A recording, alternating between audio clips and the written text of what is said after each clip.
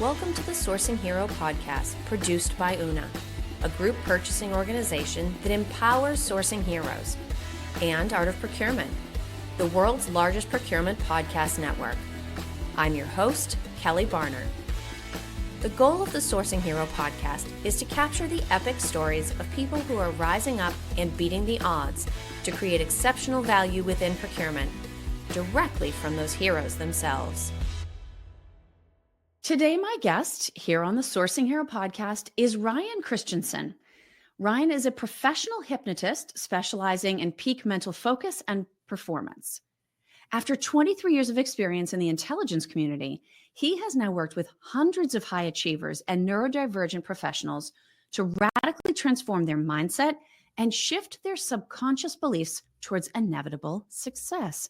So, Ryan, I am so glad to have you with me. Well, thank you so much for having me. It's an honor to be on. Now, I'm going to say right out of the gate, and I think this is one of the first things I said to you when we were prepping for having this conversation. I don't talk to a lot of professional hypnotists, but I love the idea of thinking about the role of the mind and thinking about thinking. But tell us something about your professional journey. How did you reach the point where this is your area of specialty? Oh, wow. That's a really good question. So like I said, I spent 23 years in the intelligence community, between the Marine Corps, Air National Guard, spent some time in DC, worked as a contractor doing counterterrorism, counterproliferation, right? And really trying to save the world. It's kind of like my thing. That was my jam. That was kind of like the thing that was really keeping me going in life. But around 2019, 2020, I'm realizing I'm doing all this work and the world does not want to be saved. Doing all this work and things are actually getting worse. So obviously I am in the wrong line of work, right? So my parents, like my dad runs a nonprofit. My mom works mortgages, helping people get the houses. My brother's a financial advisor. They're always just talking about all these people that they're helping and the successes they get. I'm like, doing it wrong. Trying to save the world. Need to be helping people instead. I was doing a lot of work on myself. And one of the men's groups I was in, there was a guy who was a hypnotist talking about toxic shame and emotional baggage. I'm like, well, Catholic, got some of that. Did a session with them, just felt lighter. Carrying around 50 pounds of baggage, get rid of 20. Everything's just easier. And so got certified as a hypnotist in February 2020. Right after that, everything shuts down, right? Because of the pandemic. I can't work from home because everything I do is classified. Right? So I got nothing but time. Yeah. Right. So I start, working with some folks online from some of these groups, realized I got a talent for it. Right? Really, seeing kind of like some of these big changes, some big shifts happening really fast. I got some more training, started my business in April 2020, went full-time as a hypnotist in October 2020. I've been doing it full-time ever since. And the thing is, I don't see this any different than I saw my intelligence work. I really don't. There's something going on in the back of your head. It's not working the way you need to. Yeah. Fair enough. There's a reason for it. There's a purpose. It's doing something to solve a problem. It's got a reason to do that. It has an understanding of why things are the way they are. And because of that, this is necessary. Fair enough. I don't have to guess why, because all the answers are in the back of your head. I just need to have access to it. What hypnosis does, it opens the door to that back of your head, opens the door to that part of your mind that's actually running the show. And then I can go down and say, show me how you're working. Show me why this is necessary. And as soon as I understand the chain of logic, as soon as I understand how the system is built, I understand how I can break it. Take that one apart, create a new belief set, a new conclusion from the same data, takes you to a different place. And that's the trick, is really just figuring out why the heck am I doing this thing in the first place? Like, what's the truth of this behavior? What's the truth of this pattern? Because as soon as you know that truth, you can figure out where you went wrong, misunderstood things, whatever that happens to be, correct it, get yourself right on the right track. And you've also written a book about this. And in fact, that book is going to be sort of what underpins our conversation today. But do you want to share with everybody what the book is called, why you decided to write it, something about availability? Sure. So the book is called Winner Peace, kind of like inner peace, but winner peace, because I don't think you should have to choose between success and like fulfillment and inner peace. Like, I'm greedy, I want it all. How to enter in conflict, make success inevitable. All right. Because my thesis, or the way that I've kind of understood things as I move through the world, is the thing that holds us back most is that internal war against ourselves. We're not on the same page, right? You got a company and all the different departments are fighting all the time and nothing's working right. And they're not listening to the freaking CEO. Like, nothing works right. Fair enough. Let's understand why it's not working. Understand how it actually does work so we can understand why it's happening. Get everybody on the same page, working together on the same team, same plan. The book is essentially the process I use. I figured out all these different things about how the mind works and all this stuff works that I haven't really seen anywhere else. Wanted to get this out there so that more people can start doing this. And it's designed to take you through that journey and through that process that I take all of my clients through, to get you to that place where everybody's on the same page. You can listen to and understand those parts of your mind. It can do more of the work on its own. You know how to help yourself when you feel these emotions, interpreting more as questions, as your mind asking you for help to solve a problem, which means you get to relate to that stuff much differently, right? And the reason why I say success becomes inevitable is two things. Number one, get anything you want in life is just solving a series of problems. That's it. And once you know what the problem is, it's easy to fix. The hard part is figuring out what the problem is. So either you know what's going on, you're rocking and rolling, you're fixing it, or you're hitting a wall. You start feeling something. And once you understand what those feelings are, what question it's asking you, it's saying, I'm solving this kind of problem, makes it a lot easier to figure out what that problem is. Gets you there a lot faster. So once you understand how this stuff works, you get to iterate through that process much, much faster. The other piece is we're only able to work long enough, or as long as we can withstand like the suffering and pain that goes with it, right? I can only train physically until I get too sore. Right. Well, same thing happens with mental and emotional work, right? Until the stress is too much, until like the emotions come up, just gets in the way, right? Well, if emotions aren't pain, if they become questions, then can you suffer mentally and emotionally anymore? Not really. And if you can't suffer, then your capacity for mental and emotional work essentially becomes, well, infinite. Not a matter of how long can I work or how hard can I work. It's a question of how hard do I want to work or how long I should work. So if you solve problems faster, you can work as long as you choose. Everything is basically yours, just not yet. Just a question if you want to go get it. One of the things that you write about in the book that I really appreciate, because I see the connection to lots of different ways of looking at things, is that a lot of times we think we're focused on the heart of a problem and we're not. We're actually dealing with a symptom. And you acknowledge that there are a number of approaches, healing methodologies, things like that, that are recognized widely, but that they can't be truly effective because they don't actually get to the heart of the problem, which is ultimately where we want to be if we don't want to have to suffer. Right. What are some of those methodologies, techniques, approaches that really only scratch the surface as opposed to, as you had said, sort of opening the door all the way back to the back of your mind? So fundamentally, the way I look at it, I talk about this in the book, you've got kind of like a conscious mind, a rational mind, emotional mind, and an instinctive mind. Got a lot of stuff that we do on the conscious and rational level, right? Talk therapy, all these different modalities, kind of like understand things, make better decisions, millions and millions of techniques to do that, right? And a lot of them are really effective at solving the problem they're designed to solve. Part of the difficulty with all this stuff is that they're trying to solve problems they can't solve with that, right? Let's solve the emotional problem with an instinctive, with the rational approach. That's not how it works. Facts don't care about your feelings. Gravity works whether we want it to or not. Don't really care. Feelings don't care about your facts. So you can't reason your way through an emotional process. It's not how it works, right? Those emotional instinctive minds are the most difficult places to get. We really don't have a lot of tools that get down there. The only ones we really have are psychedelics and hypnosis. Psychedelics are amazing. They open that door, bring a lot of stuff up, show you a lot of really cool stuff, create a lot of awareness. Difficulty is, number one, you don't get to choose where you go. True. It shows you what it chooses to show you, right?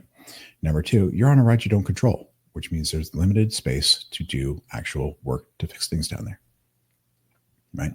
So it's more of a generative thing than a restorative. Generative, creating new possibility, creating openings, expanding the field of play. That understanding, like, oh, it's not this, it's this other thing. Great. Now I have a much better understanding. Now I can create something new. But once you're done with that journey, all the integration you do is on a conscious level. Now that I have this understanding, how do I navigate the world? How do I make better choices? And don't get me wrong, that's an amazing thing. A lot of what also happens is you're kind of like reducing that emotional load, getting rid of some of that negative emotion, right? With things like EMDR, somatic work and stuff like that, to sort of like reduce that burden. Fair. But that's not what you feel isn't the problem. The feeling is just what? It's the question. It's the signal. It's the expression of, this is what I see. So removing the signal takes away some weight, less stuff in your backpack, right? 30 pounds instead of 20. Great. Things were easier. Perfect. Didn't solve the thing that's actually generating that signal, generating that problem. That's why I like to use hypnosis. Because with hypnosis, I get to open that door to subconscious mind and I get to go after what I choose to go after.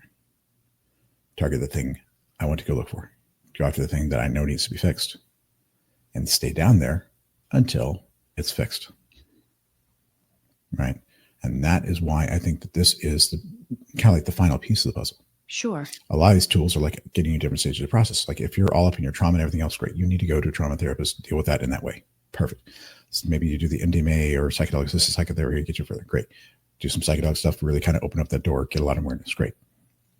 Haven't done the restorative process down there at that level. Next step in the thing to finish that process, right? So it's like all models are wrong. Some models are useful. All these different tools to solve different problems at different stages of the journey. And to me, it's like, okay, use the tool until it stops really working for you, until you hit that wall, until you start spinning your wheels. Okay, this is no longer the problem anymore. What is the problem now? What's the next thing I need to fix? Okay, great. This tool hit that wall. This tool hit the wall. You just orient yourself through that process until you're done, whatever done looks like for you. Now, part of what you talk about, and you mentioned baggage a minute ago, we all have things that we've lived through that we carry with us, whether we want to or not. And I believe one of your approaches, they're more than welcome to question me on this if I'm not getting it quite right, is to take the thing that's happened, that's functioning as baggage, and separate the event or the circumstance from the lesson that can be taken from it, because that's the more beneficial piece. Yes. First of all, do I have that right? Is that the way that you talk about it, think about it? And this is sort of me more or paraphrasing. less. I think that, okay, so number one, I don't see it as baggage. Okay. This is why. Why do we see it as baggage? Because there's all this negative emotion associated with it. And we don't like that. So it's heavy and we don't like it. We don't want to be here. Well, if emotions are just questions. True. It's not baggage. It's just a lesson you haven't learned yet. Right? So the way I see this stuff is that your mind keeps on bringing this stuff up because it's saying, hey, I haven't figured this out yet. And I still need to figure this out. It's using these events as an example of a problem it's facing. Right? If your emotional mind is looking at patterns over time, that's what it's looking at patterns. Narratives that run through stuff, right? It's the pattern recognition machine that just drives like pretty much everything we do. Fair enough. It's saying, hey, I'm seeing a pattern here. I need to understand this. I need to understand who I am and how the world works so I can figure out how to navigate things like this. Not this situation. This situation doesn't matter. This situation passed. Nothing you can do about it. Understanding what I should have done then doesn't do anything for you because you're never going to be there again. Can't fix the old thing. Pretty useless. What does it mean? What does it mean about who I am? What does it mean about how the world works? Once you understand that, you're giving your mind the information it needs to do what? To navigate anything like this. It's not baggage. It's things you haven't understood yet. Great. Focus on the lesson. What does this mean about who I am? Even if, and especially if it's the things you don't like, the answers you don't like to hear. What does this mean about the world? Especially if it's things you don't like to hear. Given this, how do I navigate challenges like this? But it's based on who you think you are. It's based on how you interpret the world, which means that if you're navigating from places like I'm not good enough, you're going to navigate that challenge in one way. If you're navigating from I am good enough, that's a very different way to move through things. Very different answers from the same situation, right? Which is why this deep work is so important. Changing these ideas of who I am and how the world works at that deepest level. Understanding what those things really are, because you don't have visibility into it usually, right? Let's get down to truth. This is who I am. This is how that part of mind views me. This is why it views me this way. Great. Let's change that. Let's go from I'm not good enough to I am good enough. I don't deserve to I do deserve. Something wrong with me. Nothing wrong with me. Move through the world very differently if that's the case. And that's the game. Find truth. Get new truth. And it is interesting thinking about how this applies to emotional things, because I can think through what you're talking about and mentally comes to mind like the hot burner, right? Don't touch the hot burner. You're going to get burnt. It's very easy to learn that lesson, to separate the circumstance from the outcome, to keep the lesson, to throw away the hot burner, but to don't touch things that are hot. But once you get into that emotional territory, it is so hard to separate the circumstance, the situation from the lesson that we're supposed to take away. Right. Why is it so hard once the emotions get involved? Again, the emotions aren't getting involved. That's it. That's not the piece of it. Okay. Because emotions are just questions. All right. The reason it's so hard is because we interpret emotions as pain. Negative emotions are pain, right? Yep. What do you do with pain? You stay the heck away from it. You avoid it. You don't touch it. That hurt. Don't touch it. Right? And because we've defined emotions as pain, our body and our mind are responding as if they are the same as physical pain. Yeah. Right? No wonder it's so hard to engage with it, because every bit of ourselves is saying, don't freaking go there. Don't go there. Really hard to figure stuff out. But the thing is, pain, if you burn your hand, what's wrong? Your hand's burned. We're supposed to look at the thing that's burned. Why? Because that's the thing that's busted. The pain you feel is a signal that says, look here, the problem's here.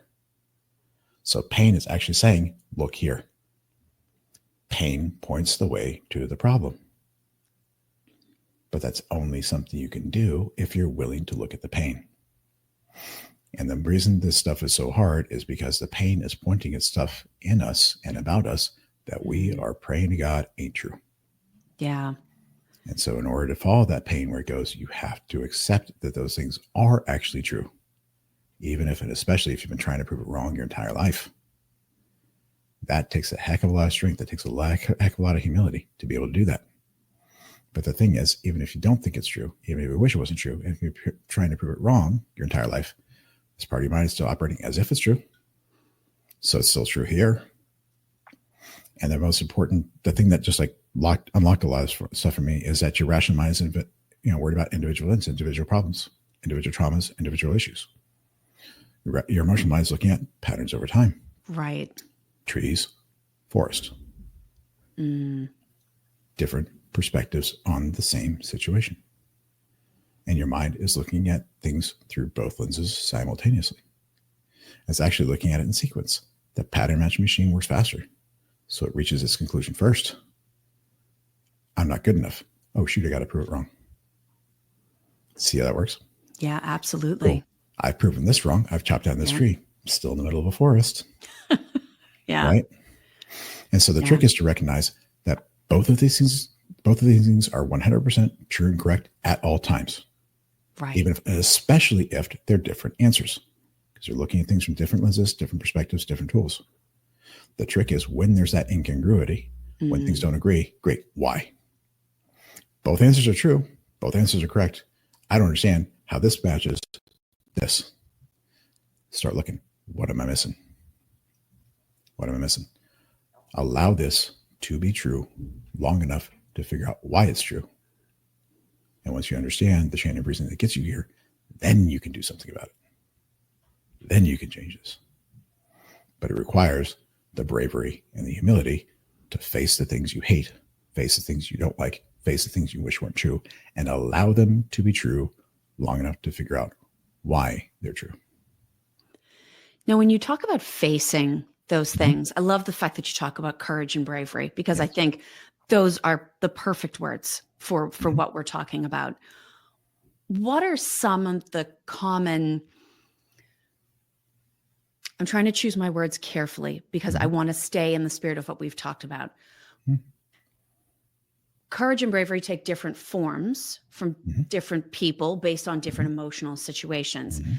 But we're all going to have different types of responses to what we're experiencing, whether it's physical or emotional or mental.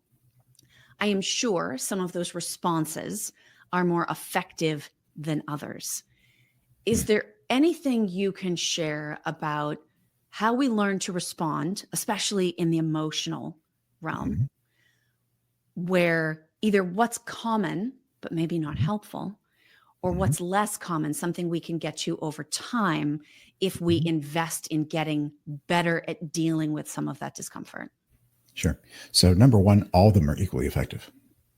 All of them are 100% equally effective. Every single response you have is the single most effective response you can have in that moment, once you understand everything's going on.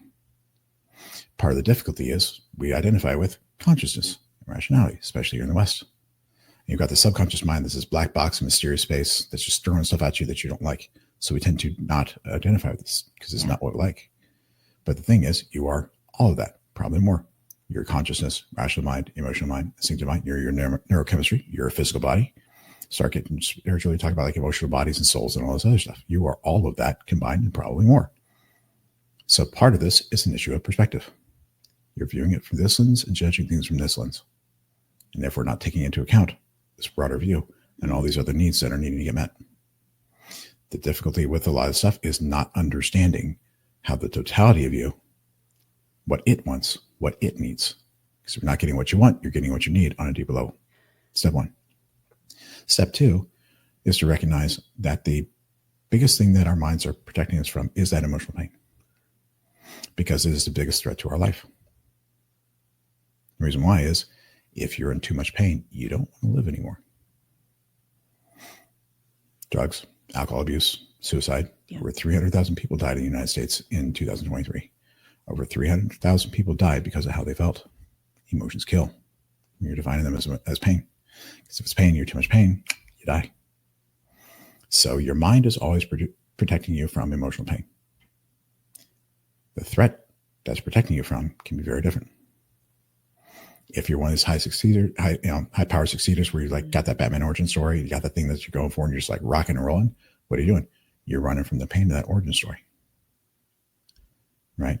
And a lot of what our mind is doing is protecting us from situations that are going to bring up and highlight the things about us that we don't like. The pain of, I am this. Yeah. Oh, push that insecurity. Great. I'm going to keep you away from any situation that's going to push this button because you're dangerous. Right? And the more negative stuff we've been through, especially when it's young, the more powerful that need to avoid this pain is. That's why you see a lot of people that are really high performers are rocking and rolling, kicking butt, taking names just at the top of the game, have a really hard time acknowledging all the other parts of their life that are missed. Yeah. They have time acknowledging their flaws because it's too much of a threat to that identity and that ego. So the question is, what's the most painful thing? What's the most painful thing for you to face? Is it the idea that maybe I'm not as good as I think I am? Right? Or is it, if I take this shot and I miss, it proves that I'm not good enough and flawed, whatever. Those are those people that just can't take that shot because the consequence of failure is too high. Right? For me, courage and bravery comes down to making the decision to go after something in spite of the pain. Yeah. Right? And often it's in support of a bigger thing. Right? So if you think about, like, say, combat war, right? Sure. Why in the world would a guy like charge a machine gun nest? That is the dumbest thing you could do. That's stupid on so many levels. It's not even, it's comprehensible. So why? Because it's less painful to do that than let his buddies down, to let the mission fail, and fail in that duty he's created for himself. It's easier to charge a machine gun nest than live with the fact that you're a coward. See how that works? I would rather die charging a machine gun nest than fail this identity, right? That makes it incredibly real. Yeah, man. Yeah. But for me, the reason why I did this work was I got to a point in my life where life wasn't worth living anymore. Couldn't get what I needed. And I was suffering. I was like, I am done starving myself to death. I am done suffering. I will do whatever the hell it takes to fix myself. And I don't care what it is. So I just went to work. I did every freaking thing under the sun. I did all those medallions. I did all of them. I did all of them. Just, I don't care. I will do all of it. And all of it helped. All of it moved the needle forward. Couldn't get me across that finish line, which is why I had to do all this deep analysis, deep understanding of the mind, and figure all this stuff out. So I figured out what the problem really was. Yeah. So I could fix it and I could be done. So I could actually get the stuff I need in life so that life would be worth living. Figure this out, put a bullet in my head. No other option. Do or die. Things get real simple from the side situation. Yeah. So it's also like, it's not bravery. It's just a choice. It's like, I will do this no matter what. And I don't care what's in the way because it's going to kill me either way. Either I die trying or I die don't try. Yeah. But this thing here gives me a chance of not dying. Right. So I'll take that chance no matter how small. Yeah. That's better than giving up. Now, you talked earlier about two very different ways to go through life. Yes. I am worthy. I am not worthy.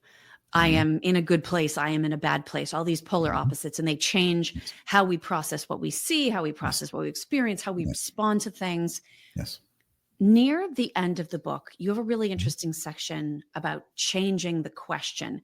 And really the idea is trying to get towards those positive versions of those different questions, moving people that if you want to have the more positive experience, how do you reframe things for yourself so that you say, I am worthy. I deserve a happy outcome. I want to get to the place where I feel better. Yes. Can you share a little bit of advice about how we can start to take control of that process and get towards those positive questions? That's a really hard question because fundamentally you can't. Okay. If you're not already there, if that's not already truth for you, that's not true. And so essentially what you're trying to do is prove that thing to be true. But the only things we have to prove are things that we don't believe. Right? If you believe in God, you don't have to prove it. And no proof to the contrary matters. So beliefs are things that are true without evidence in spite of the evidence to the contrary. So if you need evidence, it ain't true. And your mind judges true and false based on what are our beliefs, which means it's ignoring all evidence as wrong. Now, what I will say is awareness is key. If you are aware of that incongruity, now you can start playing with it because you can accept that this is true. Great. Now you can start figuring out why this is true. But because the problem is at the deeper level of mind, that's where it's got to be fixed. But once you accept that that's true, now something interesting happens. Now you can work with your mind instead of fight it. Right? Now you can start working together for a solution. That's incredibly important. One of the biggest reasons your mind doesn't let you change it on its own is like, number one, if you guys are fighting, it doesn't trust you. Yeah. So why would I let you change it? And all the changes you want to make are to allow yourself to do things that it thinks is bad, wrong, or dangerous in some way. So why would it let you change it? Right? But something interesting happens once you start listening to it. Now you start cooperating more. Now there's more trust. Now there's more space to open up room for you to do more stuff. Right? And that's a beautiful thing. Right? But understand that you're clearing out trees in the forest. You haven't changed the things from the forest perspective. True. Right? You got a big box in your head. Label on the side says there's that I'm not good enough. There's a million things in that box. Great. You're taking a lot of stuff out of the box to put in a different box. That's beautiful. But there's a million things in there. More stuff that's added all the time. That process never ends. Healing is a lifelong journey, right? Yeah. But there's a label on the box. It says I'm not good enough. I take that off, put on a new label that says I am good enough. Now everything in the box means I'm good enough and you're done with it. Why not just finish it up? But you can only do that once you're willing to face all this stuff and accept all this stuff and make that decision to really go deep. And that's when you can actually get somebody like me to guide you through that process, to act as that neutral third-party negotiator. You're the CEO of a company. Company's on strike. They're unionized. Can't fire them. Right. What do you got to do? Got to get somebody else come in, figure out what the real problem is, address the real problem, negotiate that solution on your behalf. One of the most frustrating things about my journey is like I knew exactly what was wrong, exactly what was, knew exactly how to fix it. My mom was like, "Nope, not allowed." I had to hire other people to fix me. Yeah. Right? But it's kind of like going to the doctor. It's like I need surgery. Sure. Great, can I do that for myself? Nope. Yeah, not a good idea. Yep. Well, you can't. Like, how do you do brain surgery? Yeah. Good luck. Good luck. Right. But your job is just to realize, oh, I need surgery. That's it. Decide to go to the doctor. Decide to have that surgery. Your job's done. It's up to him. Right. But he's the only one that can do it. You know what I mean? Now, we have a tradition here, Ryan, and I'm going to make the decision on the spot because I'm the host and I get to do what I want. To throw the tradition out of the water. Typically, I'm asking people about heroism in a business context and sourcing. But I want to take the opportunity of talking to you to ask something slightly different, but I think in the same spirit. You spoke at the very beginning of the conversation about recognizing that the world did not want to be saved. Yes. We've talked about a lot of work that you have done that people might want to do on their own behalf. Yes. That I think is in the direction of saving themselves, even if the world at large does not want to be saved. How should we start to think about the idea of heroism with regard to ourselves? Because typically I'm asking people about heroism and they're saying, oh, do the right thing even if nobody is looking, or step in and help where you can. Don't worry about credit. Just do what needs to be done. That always involves other people. How should we start to think about heroism in a simply first person, one person context? Well, it's very simple. Bravery and heroism is not about not being afraid. It's not about doing the right thing when nobody's looking. Doing the right thing when nobody's looking is integrity. Yep. Helping out how you can is like recognize the limits of your reach and control. Fair enough, right?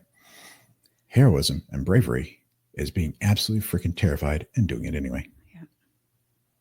Heroism and bravery is saying, I choose to face this. I have made the decision. I will face this. I have made the decision that I'm going that way, and I do not care what the hell's in the way. I don't care how much I have to suffer. I don't care how much I have to be afraid. I don't care what kind of pain I have to go through. I am going there. Because the interesting thing is the price we pay for something is completely irrelevant. How much something costs is completely irrelevant. Yeah. There's only one question. Is it worth it? Is it worth it? Because if you're willing to pay the price, you can get anything you want in life. If you're willing to pay the price. But if you want something really valuable, Yes. That price is often very high. If you want freedom, if you want truth, if you want to be everything you could potentially ever be, hold on. Yeah. That's going to be some work. Big price tag. That can be a big price tag, but often, because it's the work I do, it's not painful because we're just talking about stories. Yes. Right? We're not you don't have to relive this. That's a completely irrelevant. We just need to know the story. The most painful part, biggest price you need to pay, is paying the price of killing your idea of who you are. You have the story of, oh, I'm this, and I came through this, and this is what this is. If this was true, you wouldn't have any problems because you would have fixed it by now. Mm. Therefore, that's a lie, in whole or in part. At best, it's incomplete. Are you willing to pay the price of letting go who you believe yourself to be or become who you truly are? Because if you're willing to do that, everything's possible. Just a matter of time. Yeah. Figuring out what the problem is, doing the work, suffering enough, long enough to get there. It's really that simple. Now, Ryan, you've given us a ton to think about today. We talked a little bit about your book in the opening. If people are discovering you through this conversation, would like to connect, would like to learn more, what is the best way for them to reach out to you and to get more information? Sure. Well, I would say start with the book because, again, everything I do, the whole theory, this whole thing, process, start to finish, everything that I can give you in a book format, it's there. I try and give you as much of this journey to get you to this destination as I possibly can. Winner Peace, How to End in a Conflict, Make Success Now Will, on Amazon, all the different formats. Once you've made that decision to really go deep, once you're ready to take that step, my website is www.ryanthehypnotist.com. I offer free 45-minute consultations. Sit down, take a look at what's going on in your life, what's working, what's not. I'll show you why those things are happening so you actually have that understanding.